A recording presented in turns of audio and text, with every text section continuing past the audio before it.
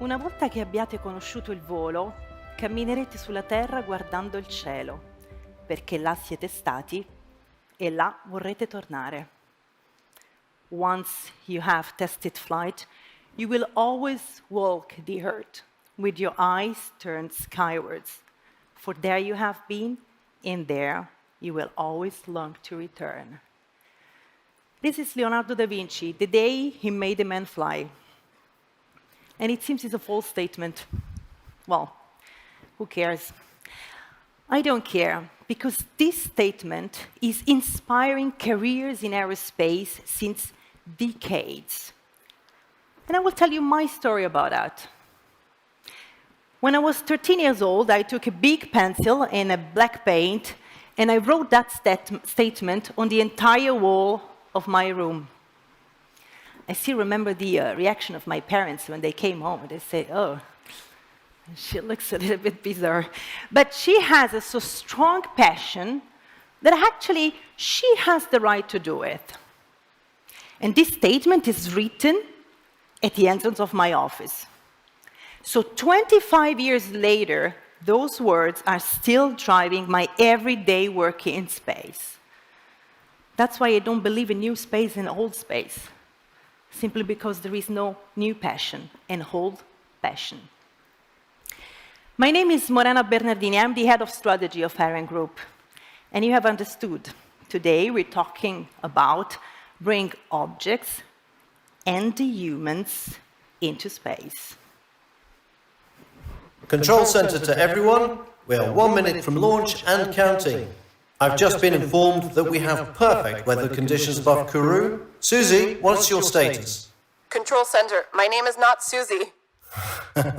Very funny, Nicole. I guess that is what you call astronaut humor. How are the vehicle and crew doing? Susie 11 crew is doing great, all systems nominal. The 5 of us are go for launch. Let's fire up our Ariane 6. Copy that. On my count. 5, 4, 3, 2, 1. Ignition. Liftoff. And stop. That's frustrating, I know. You will meet Susie later. By the way, what's Susie? Susie is a new way of conceiving reusability of the space transportation launcher.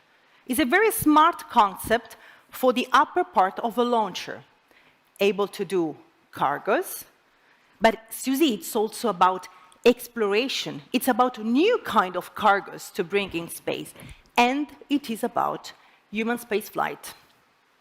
Susie, it's an answer to the changes and the technological innovation we are experiencing in those times, since our domain has become increasingly competitive, and especially since few healthy space geeks enter into the game. So it is a way to respond to those challenges, those change who are acting and on a global scale on the space activities. And us in Europe, we certainly need to embrace those changes, to adapt to those changes, because we want to keep our strategic autonomy of access and moving into space. It takes years to develop a space transportation system, because it's complex, because it is rocket science. The road is long between a technological demonstrator to a reliable and industrialized system. So it is about being able to anticipate and target the future needs.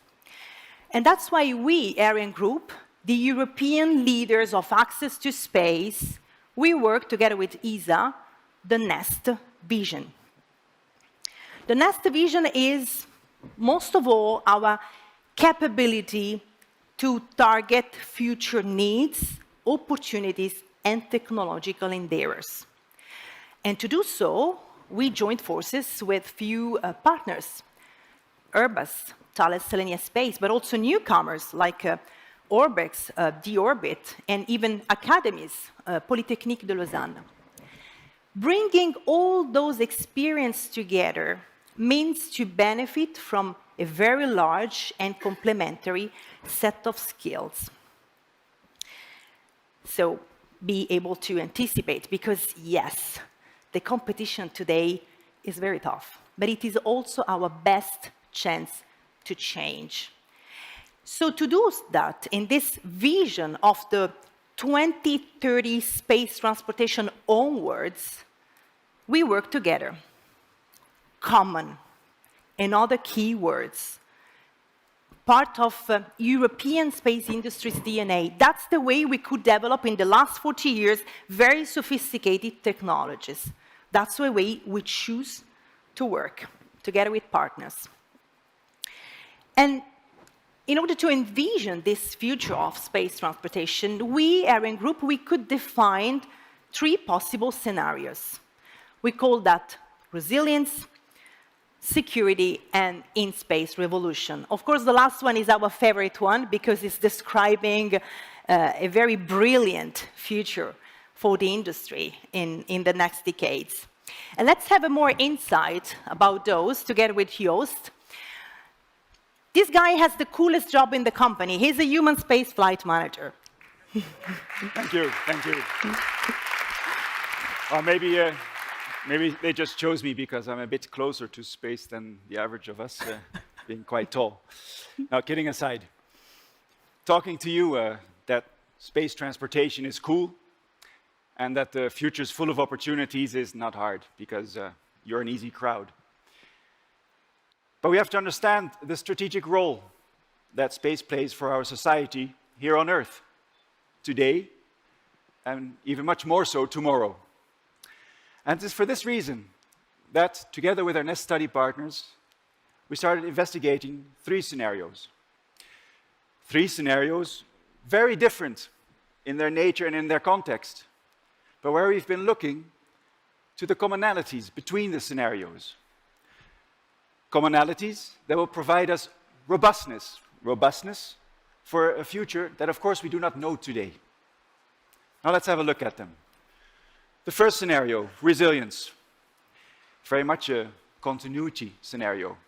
It's a scenario where Europe continues its transition towards a green economy, benefiting of sustainable space technologies. It is where markets are widely accessible, and throughout the markets, Europe will take its share. And with the increasing strategic use of space, we see that strategic autonomy is extended not just from access to space, but also in space and back down from space. And with these capabilities, Europe is then able to cooperate at eyes level. And those international cooperations, for instance in exploration, will lead to beautiful missions towards the moon, its surface, and to Mars and beyond. Now let's have a look at the second scenario, security. So definitely security is not our most favorite scenario. It is the, let's say, worst case. In this scenario, facing geopolitical tensions and insecurities, Europe takes a more standalone position, focusing on autonomy, on defense, for its own domestic needs. Each power bloc in the world will want its own telecommunications, Earth observation, also for security purposes, and we see a lot less cooperation. Exploration missions will see their scope reduced or even stopped because of the lack of these international alliances.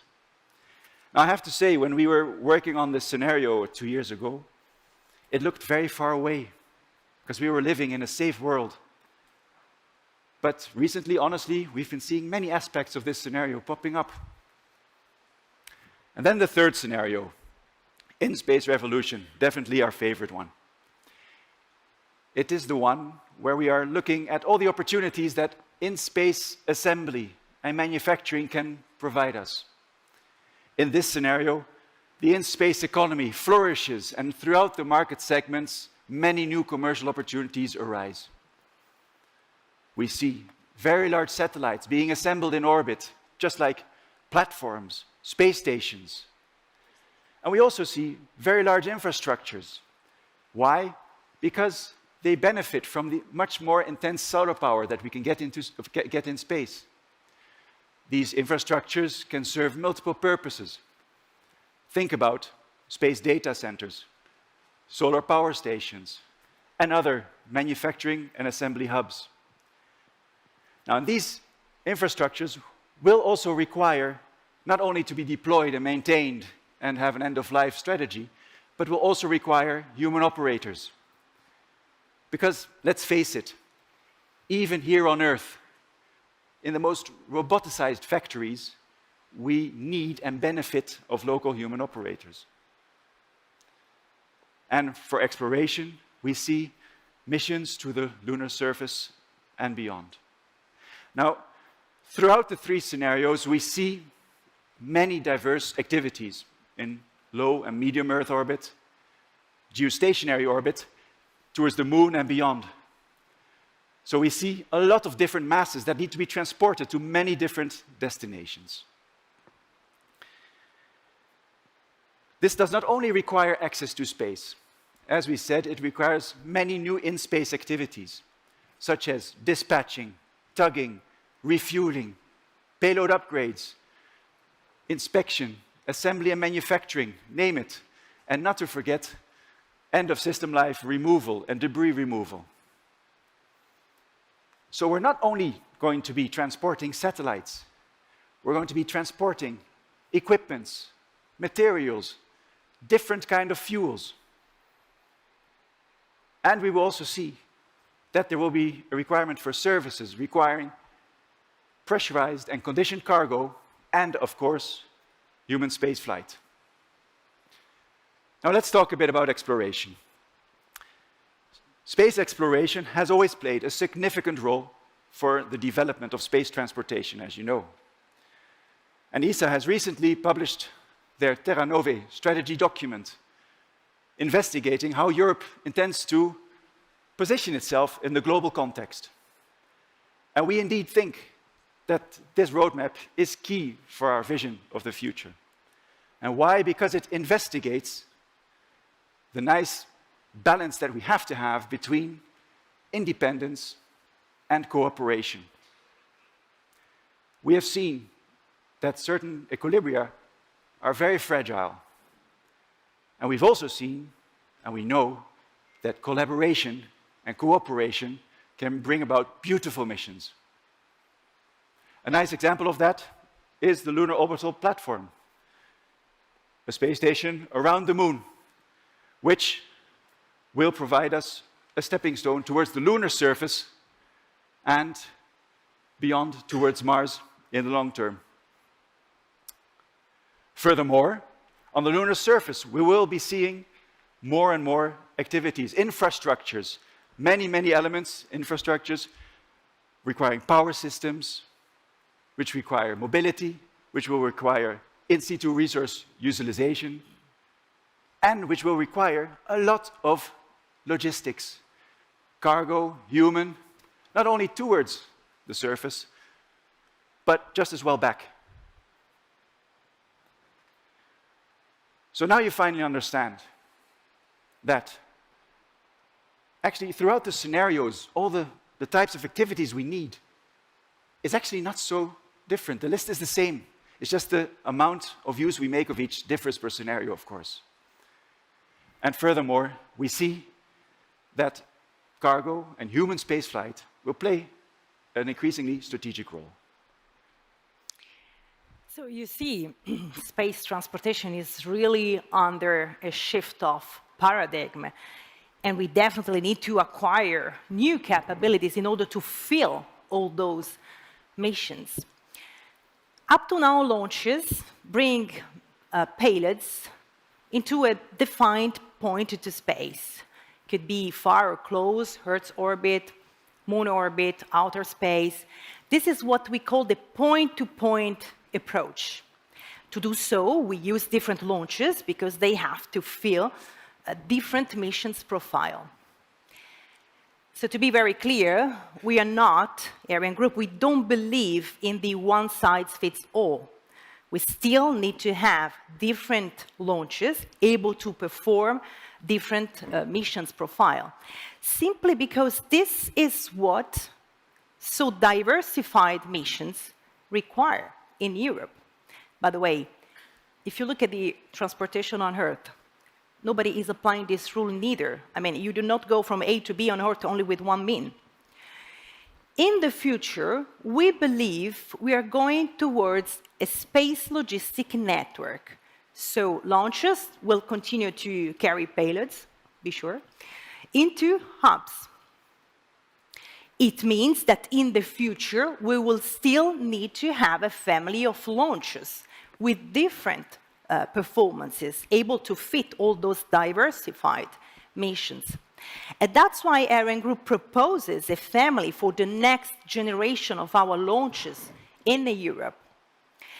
Launches that are modular, scalable, for sure reusable, using commonalities, some sub-assemblies, common sub-assemblies like the Prometheus engine that we develop. And this family is basically composed by a mini, a medium, a heavy, and a very heavy launcher. For example, let's take the very heavy. It's using boosters who are the central core of the mini. Exactly what happens today between Vega C and Ariane 6, the central core of Vega C being Ariane 6 boosters. This approach ticks important boxes: flexibility, adaptability to the market, competitiveness, availability, reliability, I should say first this one, commonalities, standardization. All this is about the future family, and some heavy version can be equipped with a very special upper part, SUSIE. SUSIE is not a vehicle you put under the fairing. SUSIE is part of the launcher. SUSIE is the way we make the launches evolve in order to be more than just a way to reach space. And the good news is that it is already possible with Ariane 6. So it's time for you to meet SUSIE, and who better than the brilliant architect engineer who's working on the concept since few time, Marco. Thank you, Morena. Thank you very much. Thank you, Joost. So, first of all, good afternoon, ladies and gentlemen. And it's really a pleasure, it's really a big pleasure and an honor to be with you today, this afternoon, to share finally what we have in mind about SUSIE.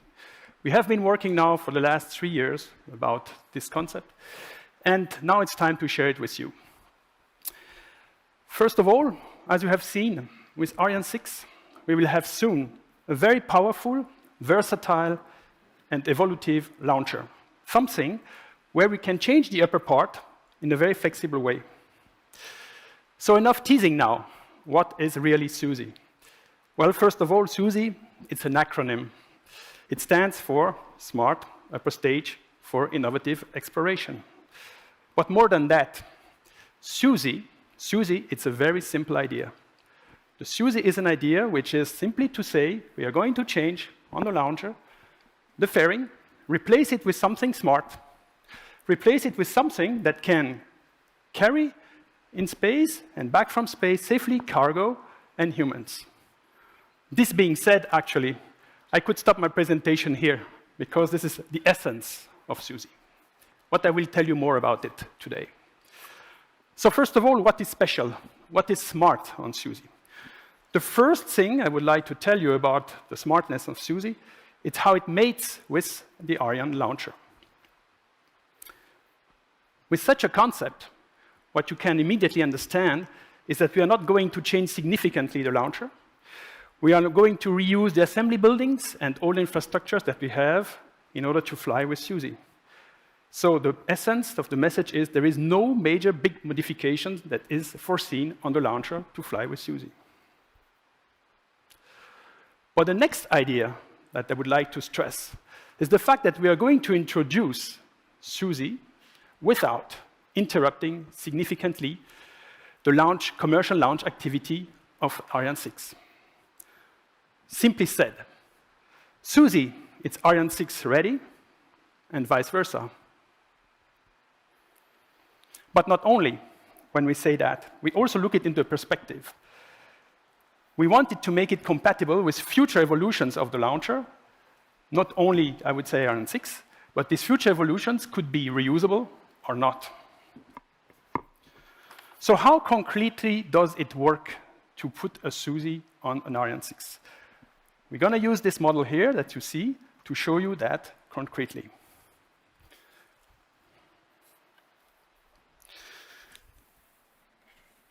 So thank you, Joost, for helping me.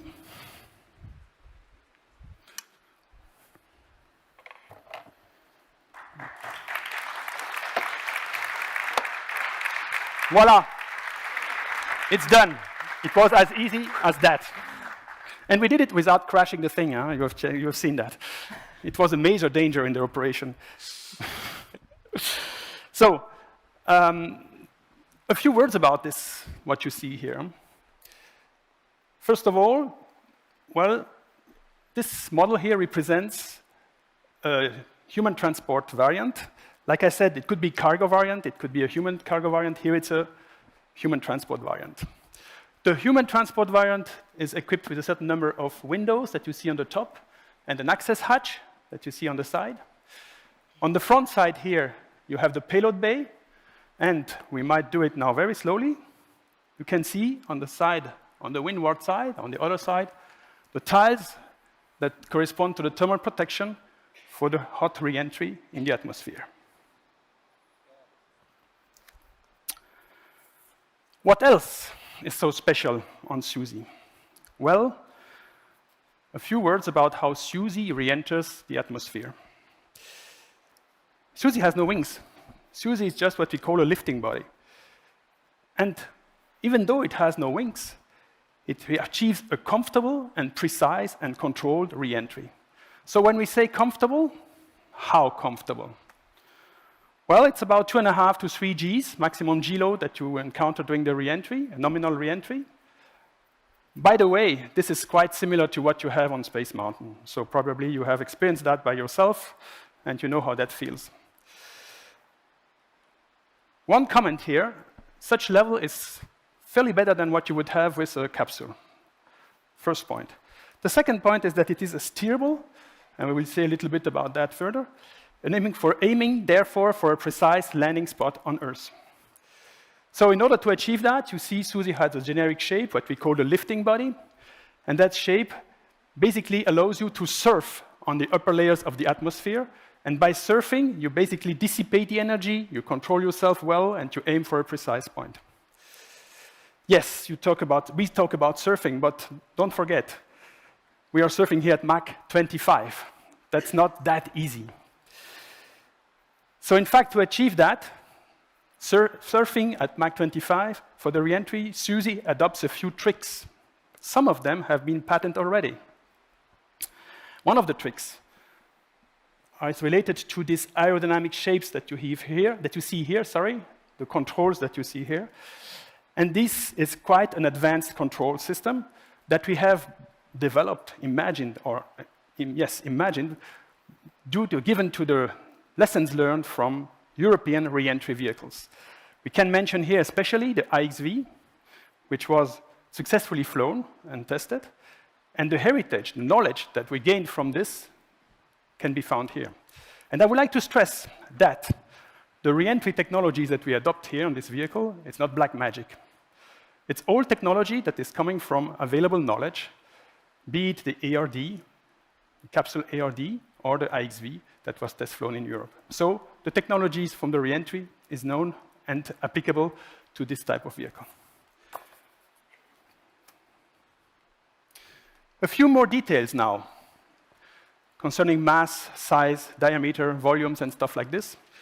Well, the vehicle, it has a body length of about 12 meters, a diameter of 5.4 meters, which is compatible, obviously, with the Ariane 6. The global mass at takeoff, it's 25 tons. It's quite simple. It corresponds to the performance that the launcher can achieve in low Earth orbit. Few words now about the payload that we have inside. The payload that we can safely bring back to Earth is about 7 tons. That's not too bad. And moreover, this payload can be in various forms. It can be in different shapes, in different configurations. It's highly flexible from that point of view. And it can be stored, placed wherever we want inside those 40 cubic meters, which is the volume, the payload volume that we have inside the vehicle. 40 cubic meters is not that little, because that's compared, for example, to a standard 20-feet truck, container that you have in the back of the trucks. It's more than these containers. So it's quite significant, and you can imagine that this offers a lot in terms of flexibility and commercial efficiency. Of course, this all brings high operational and commercial efficiency, and this is necessary to develop, we believe, space business. Just to tell you how important it was for us to design a vehicle which would be that flexible, we really looked at what was been doing on the trucks on Earth. And we thought, if such a flexibility would not be available on the trucks on Earth, there would be no flexibility and no business possible. That's why we take great care to have this type of flexibility also on this vehicle. What about the landing now? Because we have no wings, how do we land? Well, we are looking into a vertical precision landing for a soft touchdown. This soft touchdown will be achieved on a small spot, nominally today in Kourou, but it could be anywhere else in the world. And to do that, we need 2 critical technologies. Of course, the landing legs that you see here, These landing legs deploy just prior to the landing, once the aerodynamic surfaces are folded upwards. And another aspect, which is absolutely crucial, is the propulsion. Here we go for a non-toxic, highly reliable propulsion system, which is designed to ensure such a touchdown. And we believe that this type of propulsion is a key technology that we have to master, because it opens us a whole new universe, especially for exploration with heavy masses, when we want to land heavy masses on celestial bodies. One thing I would like to stress is that it's also in line with what we are learning today with the THEMIS first stage demonstrator, and these knowledges all come together. Obviously, if you are stressing so much on this type of propulsion, it's because, like I said, on celestial bodies, we have no possibility to land on a landing strip waiting for us. So that's why this type of technologies, we believe, are of high importance. So anything else that I would like to mention about, let's say, the smartness of the concept? Yes. Something that is less visible, far less visible than what you can see on the mock-up or on the slides. It's inside the vehicle. And there are 2 major differentiators that I would like to stress. The first one is that from the very beginning of the design, we have incorporated in the vehicle an abort system, and a pretty clever one. One which is compatible with the European needs, which are specific, and which also allows to achieve what we call an end-to-end capability. That means that we can abort during all the flight phases of the vehicle, including the landing, even after the landing. So this is quite comparable to what you would have, for example, on a fighter jet ejection seat. The second point that I would like to stress is a little bit close to the first one, but it's the fact that the vehicle is an integrated vehicle. What does it mean? It means that we are going here to recover all the functions, all the major functions that are, I would say, inside the vehicle. We do not separate anything in space. Which functions? Well, we are talking about the abort system, first big function that we are recovering, and the other ones are all the life support systems, of course, and all the space life support systems. So the fact that the vehicle is such an integrated vehicle maximizes the potentiality for reusability. And we believe that this is fundamental in order to ensure economic viability of such a concept.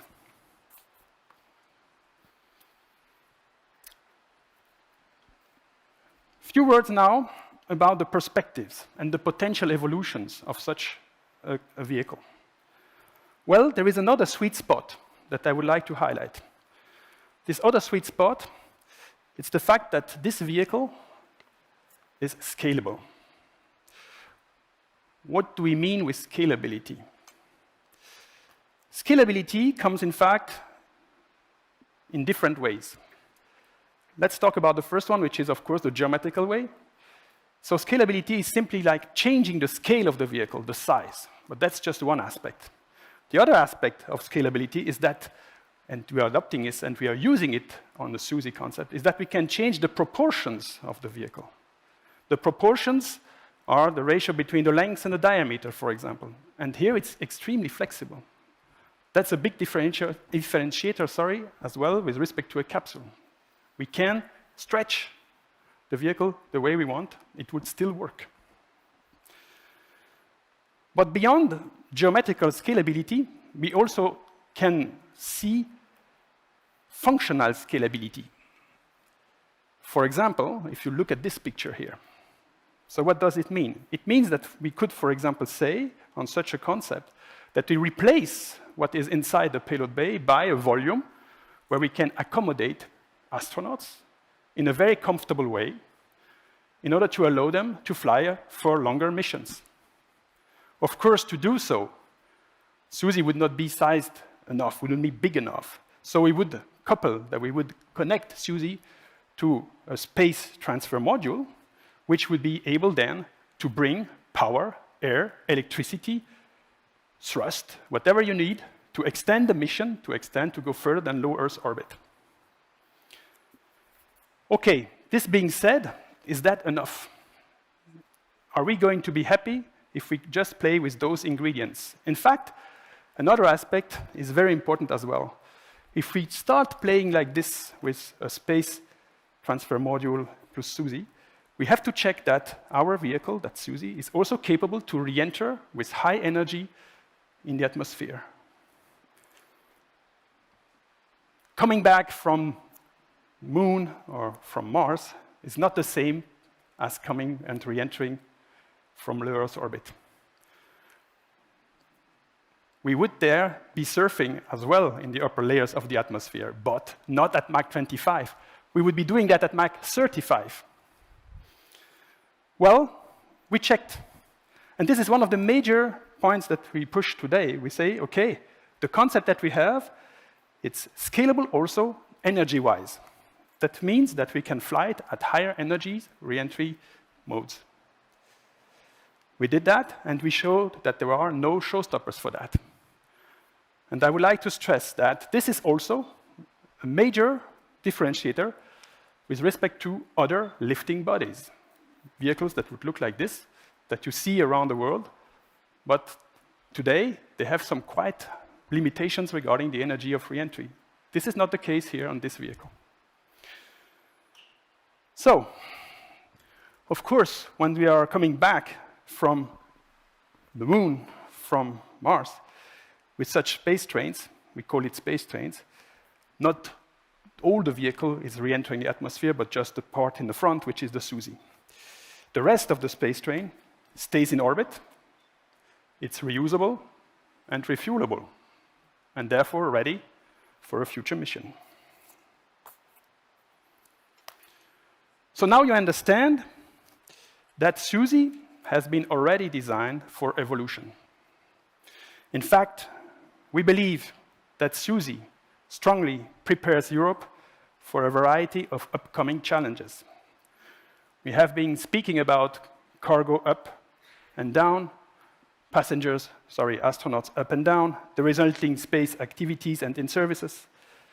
But another key aspect that I would like to stress is that the scalability that we have in SUSIE and all the related technologies that we have been developing, in fact, paves the way for future reusable launchers.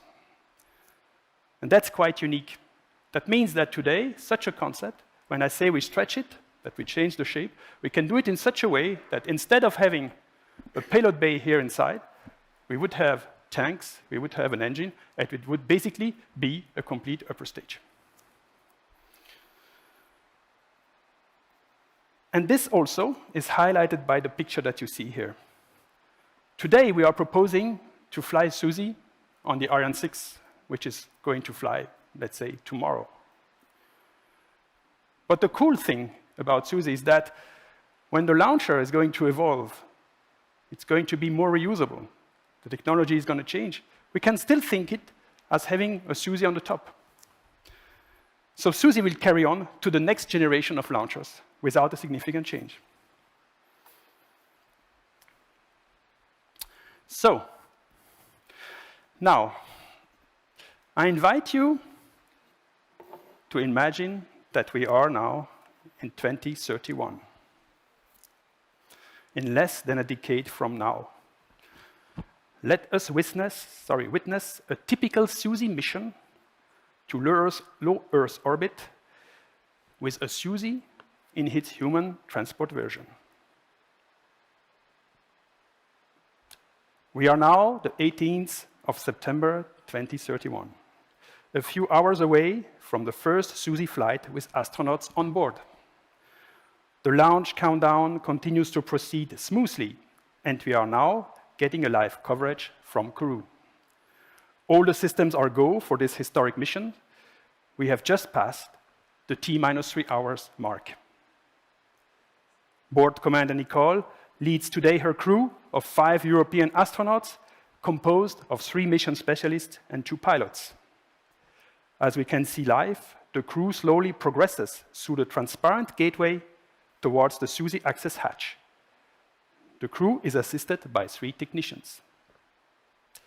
Each astronaut wears a comfortable, innovative spacesuit and carries some personal belongings in a special pack, a pack that he or she will be storing close to the seat. T-minus 2.5 hours now in the counting. Everything still proceeding smoothly through launch chronology today. The astronauts are now comfortably strapped into their respective seats. Modern tablets allow Commander Nicole to share high-order mission parameters with her team, further unrolling the launch chronology and checking onboard data. T-minus 10, 9, 8, final countdown, and liftoff. Liftoff for this historic mission for the first human European launch. Now we are 20 minutes into the flight. SUSIE is now injected in its intermediate orbit at 350 kilometers altitude, just over Europe. What a symbol. European astronauts reaching space on a European vessel precisely over Europe. Further coming back to you a few days later into the flight for a live coverage. This time, taken from SUSIE CubeSat, which is a free-flying inspection robotic vehicle that offers a spectacular view of mission specialist Joost. There we go. Joost is proceeding to an extravehicular activity. So why am I taking the example of Joost? It's not just for making a joke. It's because, and it's quite serious what I'm telling you now, we have taken the assumption that tall people like Joost would be able to fly on SUSIE. And we designed the internal layout for that. So it's not just a joke. Joost is now about 2 hours in his EVA. His mission today, the repair and the calibration of a new type of laser ranging system, planned to be used for upcoming docking maneuver expected tomorrow. He's now inspecting one of the large payload bay doors, checking the locking mechanism of the port solar panel, which is to be folded back in the payload bay prior to re-entry. Remember, I was telling you that we have an integrated system that is going to bring back all the functions, the major functions. This is typically one that we are going to bring back. After this orbit service activity, SUSIE Commander Nicole will prepare her ship and crew for the upcoming docking. Again, spectacular images taken from SUSIE's CubeSats companion, showing us the docking progressing live. We are now only a few meters away from SUSIE's international docking port connection to the private station, let's call it Alpha. On this mission, SUSIE will deliver refueling experiments and prior to the undocking, some orbital rising. Finally, about 20 days into the mission, we are witnessing live the final approach of SUSIE back from the very first mission with Europeans on board. We have touchdown of SUSIE at the Centre Spatial Guyanais. Mission accomplished. Welcome back on Earth. Wow. What a guy to work with. What a guy to work with, not only because he's designing the seat for me, which was not the case when they designed planes. No, kidding. You understand why we are so proud today to be presenting you the SUSIE concept. When we started over 2 years ago, we set the bar quite high, and we ended up with a concept that is really a fundamentally smart technical approach. It is an approach which is scalable, modular, and reusable, avoiding a niche development. And it advances Europe significantly on many competencies, especially reusability. Now, launching things into space with high reliability and performance is in our DNA. So it's the perfect starting point for such an adventure. But the real importance here is the simplicity. It is simple in its essence, avoiding unnecessary and costly complexity. It really makes you think, why didn't we always do it like this? Well, the fact that the solution is scalable provides us with a huge opportunity. It is scalable, as Marco said, not only in geometry and function, but we can also use an incremental approach to implement it. We can already fly it on Ariane 6. We don't have to wait for the next generation launcher. We can already start with a subscale demonstrator to make sure and to prove ourselves that indeed we have all these technologies in Europe together with the whole industry. And then we can develop an automated cargo version and later a human-rated version. And as you've seen, we can even think ahead, stretching it even further and putting in all the cryogenic propulsion systems of the upper stage, enabling full launcher reusability. So now you understand the full potential that we can unleash step by step. So what do we expect from such a system able to do both cargo and transport to humans? Why it is so critical? First, because we are convinced that space systems tomorrow need to serve multiple purposes. Second, because it's driving us towards a fully reusability of the space transportation system. Third, because it is about strategic autonomy. Today, only few players have access to space, and we have seen recently how fragile some equilibrium could be. And I would like to recall that in Europe, we already have a huge heritage for both cargo and human spaceflight. Let's think about ATV, the most complex spacecraft ever built in Europe, able to autonomously dock to the ISS, to the International Space Station, or the service module for the Orion capsule, who is supplying life functions to astronauts, but as well thermal protection, propulsion, and power. SUSIE will take all these heritage and shape a new future, already starting with Ariane 6. And now let's make it more concrete. Let's go together to Guyana.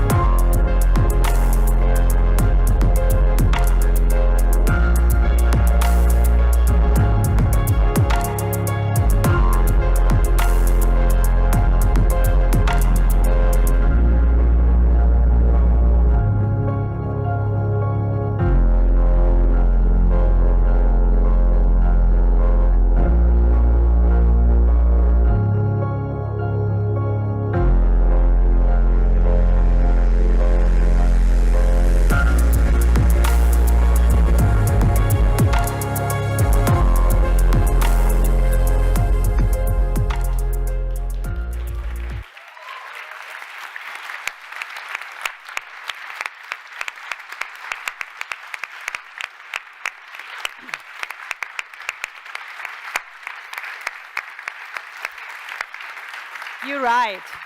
She's beautiful, isn't it? How do you feel? Because that's the feeling we want you to continue to have. We want you to feel our willingness to shape a new way of doing space. Responsible, not only shared in few hands, a place we can act to protect the earth, forefront of innovation, and still a place where us and our children dream to be. Remember Leonardo, once you have been there, you will always learn to return. Thank you.